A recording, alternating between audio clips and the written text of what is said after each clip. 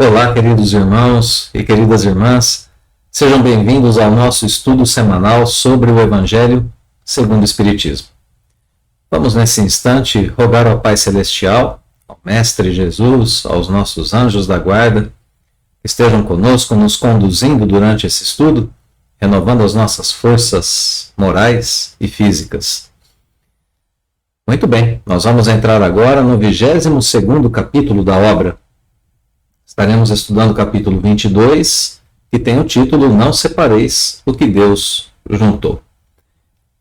Vamos dar uma olhadinha no índice, desse capítulo, que é um capítulo curtinho.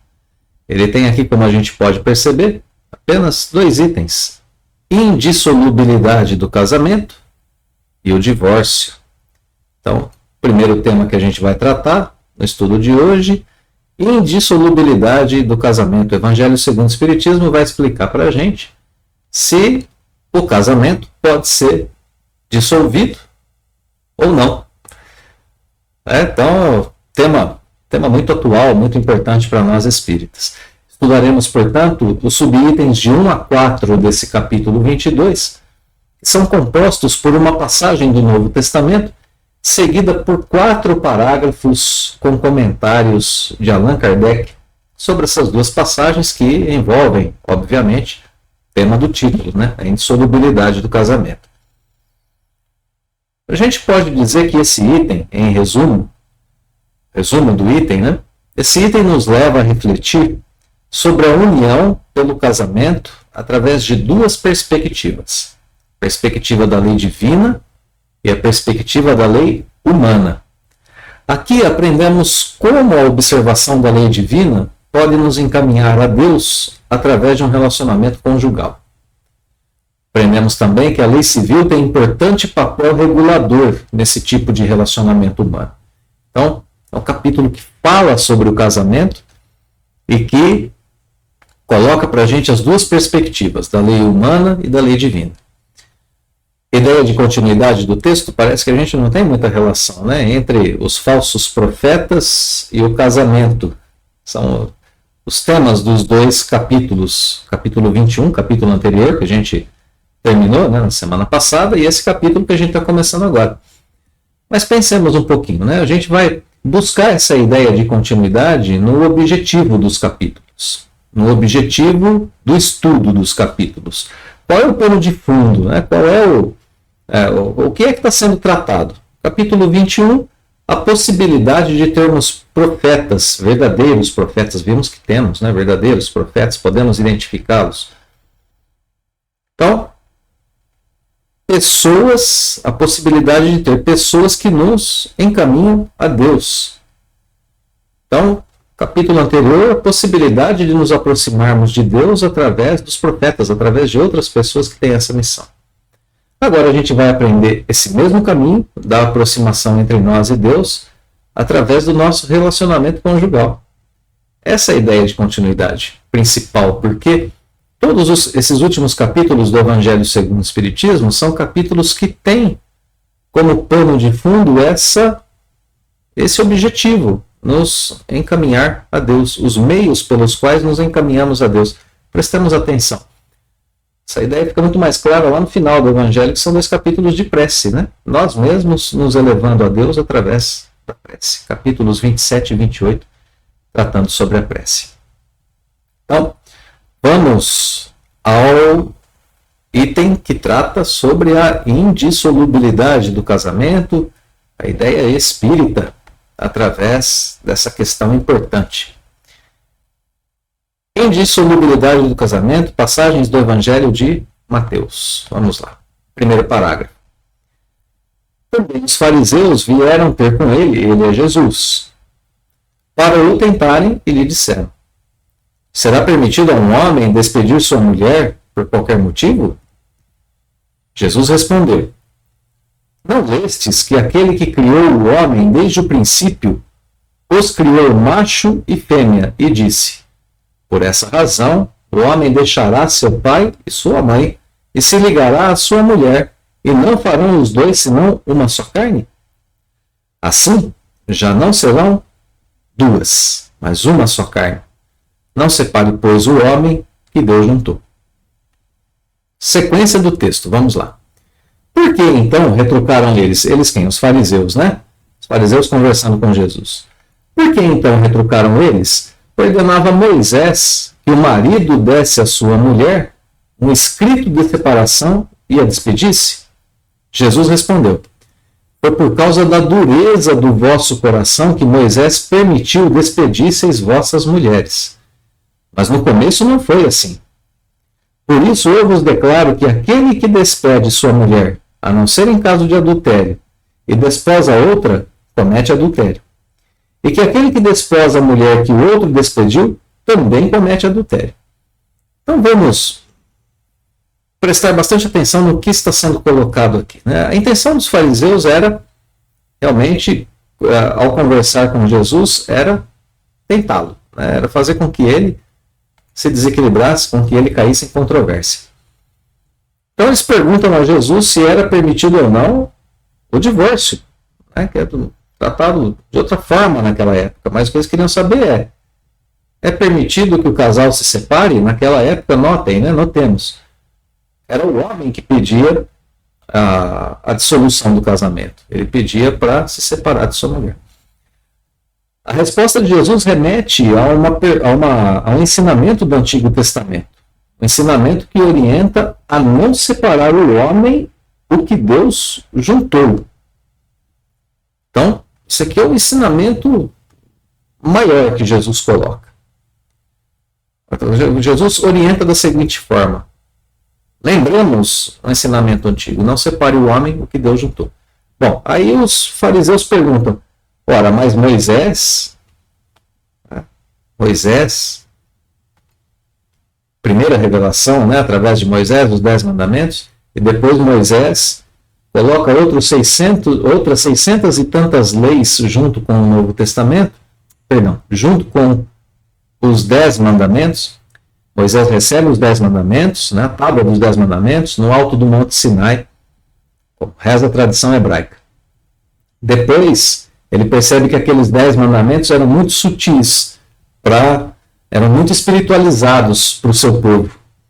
E então ele cria o código mosaico de 600 e tantas leis para a orientação do seu povo. Nesse código mosaico, Moisés ordena, né, que o marido desse à sua mulher um escrito de separação. Então, em algumas situações, Moisés diz ali que é permitido separar.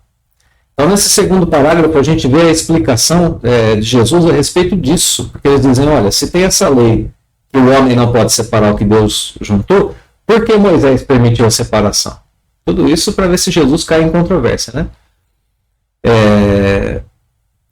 Antes a lei de Deus que não permitia separar, agora a lei de Moisés que permite a separação. Como né? Tratar dessas duas coisas. Moisés está contra Deus? Olha o problema, né, que Jesus tinha para abordar aqui. E Jesus responde da seguinte forma: essa lei de Moisés foi obrigada a levar em consideração a dureza do coração humano para que pudesse então regular uma relação terrena. Foi por causa da dureza do vosso coração que Moisés permitiu essa separação. Então a gente tem aqui dois tipos de situação. Uma em que é colocada a lei de Deus do modo mais puro que ela deve ser cumprida, que é o que Jesus disse, e que precisa ser bem entendida, que vai ser tratado no texto por Kardec, como a gente vai ver. E do outro lado, a outra em que se leva em consideração a incapacidade humana de seguir essa lei em sua total pureza. E aí a aplica de modo a nos fazer cumpri-la no melhor que a gente puder. Então Moisés reconhece, fala, o nosso povo não é capaz de seguir isso. Então, para que não hajam consequências piores, a gente permite a dissolubilidade do casamento. É uma ideia que permeia todo o nosso contexto, né? Todo o contexto do estudo que a gente está fazendo agora. Então nós temos a lei de Deus de um lado e a vivência humana dessa lei do outro, dentro do casamento aqui, claro, e de um modo geral no Evangelho, né? De modo geral, o Evangelho apresenta para a gente o ideal, aquilo que a gente deve chegar a fazer. E por outro lado, os espíritos superiores, Jesus, Deus, sabe que temos as nossas limitações e que a gente vai conseguir fazer isso em partes. Então, o Evangelho é todo assim, ele apresenta a lei e sua maior pureza. cumprimos no limite do nosso esforço. Então, esses 2 parágrafos do Evangelho de Mateus fazem uma apresentação do tema que a gente está estudando. Casamento diante da lei de Deus, uma instituição humana reconhecida por Deus e orientada por Deus.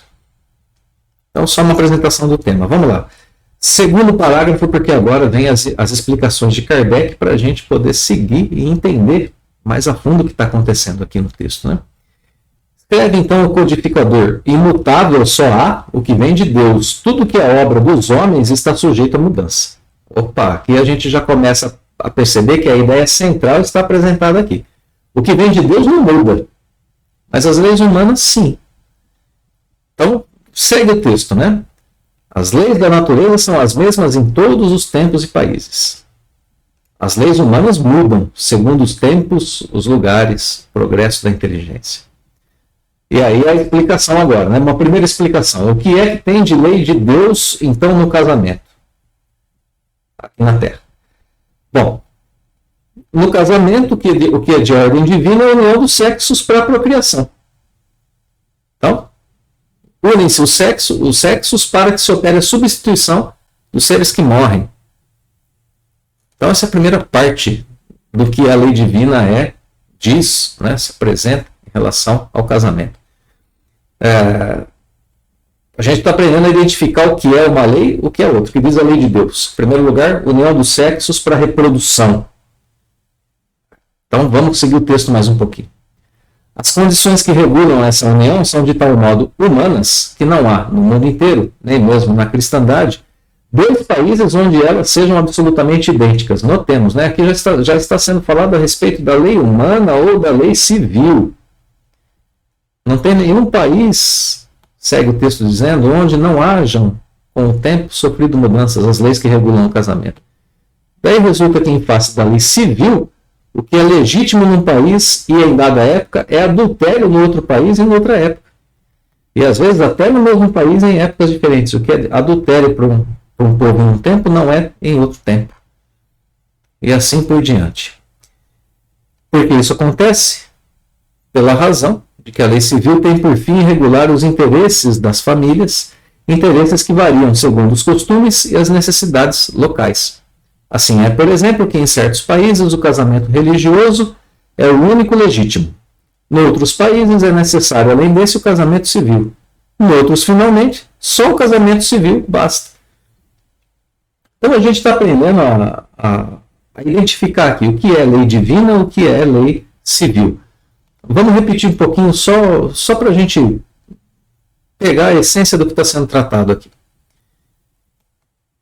No casamento, o que é de ordem divina é a união dos sexos. Olha aqui, né? Para reprodução da espécie. Na lei civil, isso muda. Na lei civil é de acordo com o costume, de acordo com a época, de acordo, né, com diversas circunstâncias que regem a vivência aqui no mundo terreno. Então aqui a gente tem só um primeiro aspecto da lei divina. Isso vai ser melhor tratado no texto depois. As outras condições que regem o casamento são tratadas aqui no planeta pelos homens. E aí a gente tem diversas coisas envolvidas, como a gente viu aqui, inclusive os interesses das famílias. Então esse parágrafo apresenta parte da lei humana e uma parte da lei divina que regem o casamento. Vamos para o segundo parágrafo, porque o texto vai continuar aprofundando essa ideia. É o segundo parágrafo, mas é o subitem 3. Ok? Vamos lá. Mas na união dos sexos, a par da lei divina material, comum a todos os seres vivos, há outra lei divina. Então a gente tem mais coisas da lei divina, não só a união dos sexos. A outra lei divina, imutável como todas as leis de Deus, exclusivamente moral. Que lei é essa? A lei de amor. O que é a lei de amor? Quis Deus que os seres se unissem não só pelos laços da carne, não só pelo sexo, né? Mas também pelos laços da alma, a fim de que a afeição mútua dos esposos se lhes transmitisse aos filhos e que fossem 2, e não um somente a amá-los, a cuidar deles e fazê-los progredir. Então vamos dar uma paradinha no texto por aqui, por enquanto, um instantezinho para a gente entender o que está sendo colocado. Agora a gente tem a outra parte da lei divina, a parte moral. Uma parte era material, o sexo, para a procriação. Agora a outra parte, a lei moral. A lei moral não é apenas união dos sexos para a procriação. Né? Então, a lei divina não é apenas, melhor dizendo, a união dos sexos para a procriação. Tem outra parte. Tem a lei moral, tem a lei de amor. Então, esse destaque ensina como a lei moral deve funcionar no contexto familiar. Esse destaque que a gente marca aqui agora. Dois esposos que se amam e que transmitem esse amor aos filhos como um só. Serão uma só carne. Palavras ali do Novo Testamento que abriram aqui o texto. Então, aqui é a expressão da lei de amor e o seu reflexo, de modo geral, na família. Vamos seguir o texto agora. Nas condições ordinárias do casamento, a lei de amor é tida em consideração. Então, a gente vê a maioria dos casamentos na Terra. Imaginemos isso lá na época de Kardec, era mais sério ainda, né? As famílias uniam seus filhos por interesses econômicos, materiais, sociais e assim por diante. Hoje a gente não tem tanto mais esse quadro em que os pais casam seus filhos. Naquela época de Kardec era muito comum. Hoje a gente tem, sim, casamentos por interesses, muitas vezes não movidos pela família, mas pela própria pessoa, né? Então, pergunta de Kardec, a lei de amor é levada em consideração quando as pessoas se casam? Ele escreve na sequência, de modo nenhum. Não se leva em conta a afeição, o amor, o carinho, né, o respeito, reciprocidade de dois seres que, por sentimentos recíprocos, se atraem um para o outro, visto que, as mais das vezes, essa afeição é rompida. O de que se cogita não é a satisfação do coração, e sim do orgulho, da vaidade, da cupidez. Numa palavra, de todos os interesses materiais. E aqui a gente tem agora um problema. Muitas pessoas preferem se unir levando em consideração interesses que nada tem a ver com a lei moral, única e verdadeira lei. Nada tem a ver com a lei de amor. E aí, então, o casamento vai ser um casamento complicado, né? Concepção terrena, inclusive, ver duas pessoas abastadas se unindo, duas pessoas ricas, né, se unindo, é para as pessoas um sinal de união feliz. As pessoas dizem assim, olha só que casal bonito, né? O noivo é muito influente, é muito poderoso, a noiva é de família rica, serão felizes, são muito bonitos. E assim, a gente leva em consideração beleza física, saúde, a gente leva em consideração dinheiro, assim por diante. E esses não são os verdadeiros motivos de felicidade em um casamento, como está sendo explicado aqui.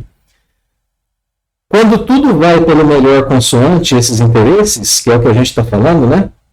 Quando esses interesses são contemplados, esses que estão aqui atrás, vaidade, cupidez, interesses materiais, disse que o casamento é de conveniência.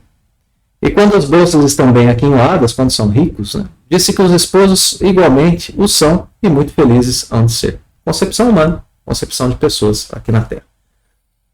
Então, esse parágrafo explica que a união em Deus é a união pelo amor. Se a gente quer tirar algo essencial desse parágrafo, é o casamento verdadeiro, é o casamento fundamentado no amor. Vamos seguir o texto. Porque o parágrafo seguinte vai reforçar essa ideia, né? Vai reforçar essa ideia de que o casamento verdadeiro é o casamento que se faz no amor.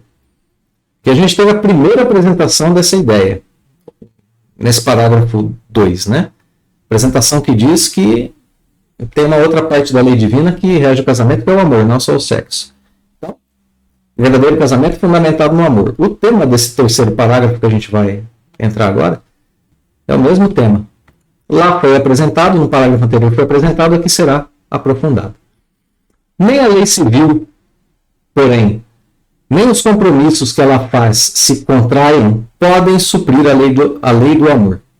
Se esta não preside a união, resultando frequentemente separarem-se por si mesmos os que à força se uniram. Torna-se um perjúrio se pronunciado como fórmula banal o juramento feito ao pé do altar. O que o texto está dizendo aqui para a gente? Está dizendo o seguinte: a lei civil é insuficiente para substituir a lei de amor. A gente pode ter um código civil o melhor possível, regendo a união do casamento, né? Separação de bens, guarda de filhos, tudo mais. Proteção dos cônjuges em relação aos direitos e deveres de um para com o outro, a gente pode ter tudo isso. Mas se não tem a lei de amor, mesmo se impondo esses compromissos, esse casal acaba se separando porque não se gostam. E se dizem que se gostam para se casar, ao pé do altar, cometem perjúrio. É um juramento falso. Então aqui a gente tem a causa das uniões infelizes. Elas se transformam, inclusive, em crime de perjúrio, segundo o Evangelho segundo o Espiritismo. Porque dizem que se amam e estão se casando por interesse. Daí a união, daí as uniões infelizes. Olha aí a causa das uniões infelizes, que acabam tornando-se criminosas. Por que criminosas? Porque cometem perjúrio e a gente sabe que acabam muitas vezes acarretando problemas mais sérios para o casal. O casal chega num nível de estresse tão grande que a gente sabe que chegam à violência e a outras vias que a gente nem precisa ficar aprofundando muito aqui, porque a gente sabe muito bem, né? Por que a união é infeliz? Porque não há amor. Então, dupla desgraça que se evitaria se, ao estabelecerem-se as condições do matrimônio, se não se abstraísse da única que o sanciona aos olhos de Deus, a lei de amor. Ao dizer Deus, não sereis senão uma só carne, e quando Jesus disse, não separeis o que Deus uniu, essas palavras se devem entender com referência à união segundo a lei imutável de Deus e não segundo a lei mutável dos homens. Que parte maravilhosa aqui do parágrafo. Assim a gente entende agora que as uniões que não podem ser desfeitas pelos homens são as que se efetuaram na lei de amor, são as que se realizaram na lei de amor. Não separei vós, homens, os casais que verdadeiramente se amam, porque esses estão abençoados por Deus. É a única união verdadeira. É a única união que perdura. É a única união que é eterna. O amor não morre, ele só cresce, só aumenta. Então, os casais que realmente se amam estão unidos em Deus. Não cabe aos homens separá-los. E agora fica para a gente essa questão, né? Muito importante, porque a lei civil permite a separação. Mas que nós não cheguemos a interferir nos casais que realmente se amam. Esses estão abençoados por Deus e têm a bênção do Pai Celestial para permanecerem juntos. É isso que significam as palavras de Jesus. Ok, bom, então diante de tudo isso, né, esses dois parágrafos que explicaram que a união em Deus é pelo amor, que essa é a parte da lei de Deus que une de fato as pessoas e que perpetua os casamentos. Agora que a gente entendeu isso, cabe a pergunta, como que fica a lei civil, né, a lei dos homens, diante disso tudo que a gente estudou no Evangelho? Porque a gente tem a lei civil. Então, né, pergunta, será então supérflua a lei civil? E dever-se volver aos casamentos segundo a natureza? Né? Aquele casamento que é fundamentado, né, nas duas faces, né, da lei divina, só sexo e nada mais. Né? Às vezes nem levando em consideração a lei de amor. A natureza física, né? A natureza carnal, a natureza corpórea. É isso que a gente tem que fazer, a gente abandona a lei civil e volta ao casamento segundo a natureza. Aquela natureza mais bruta. Não, claro que não. A lei civil tem por fim regular as relações sociais e os interesses das famílias. Lembremos, isso já foi dito anteriormente, né? De acordo com as exigências da civilização. Por isso é útil, necessária, mas variável. Deve ser previdente, porque o homem civilizado não pode viver como selvagem. Nada, entretanto, nada absolutamente se opõe a que ela seja um corolário da lei de Deus. E outra vez, uma passagem muito bonita do Evangelho segundo o Espiritismo. Né? Como fica a lei civil diante disso que a gente acabou de ver? Bom, ela tem objetivos claros e é necessário. Quais são seus objetivos? Regular as relações entre o casal e os interesses da família. A lei civil precisa proteger esses relacionamentos. Ela é variável, pois no entendimento dos valores, das necessidades das famílias, né, mudam segundo culturas, segundo a época, segundo os locais, conforme a gente já viu. E conforme a humanidade avança, inclusive, se depura. Isso tudo vai sendo modificado e a lei também vai se refinando, vai melhorando. E é justamente por isso que nada impede que a lei civil seja um corolário, uma consequência da lei divina. Que ela traduza, que ela reflita, pelo menos parte da lei divina. Então, a gente tem duas leis, mas a lei humana, a lei civil, em algum momento vai se aproximar mais da lei divina, pelo próprio avanço da humanidade. Então, segue o texto. Os obstáculos ao cumprimento da lei divina promanam, aqui na nossa tradução está escrito dos prejuízos e não da lei civil. Retomemos a frase, né? Os obstáculos ao cumprimento da lei divina promanam dos prejuízos e não da lei civil. A melhor palavra aqui é preconceitos e não prejuízos. A gente tem um pequeno erro de tradução aqui na nossa tradução, né?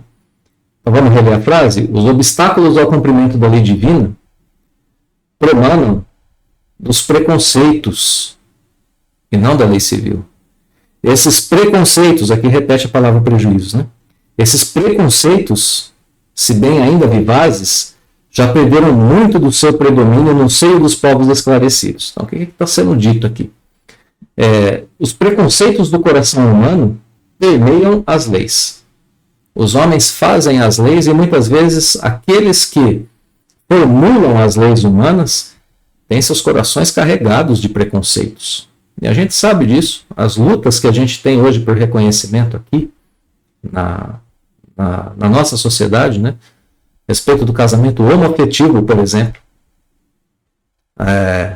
ainda muito preconceito em relação a essas uniões.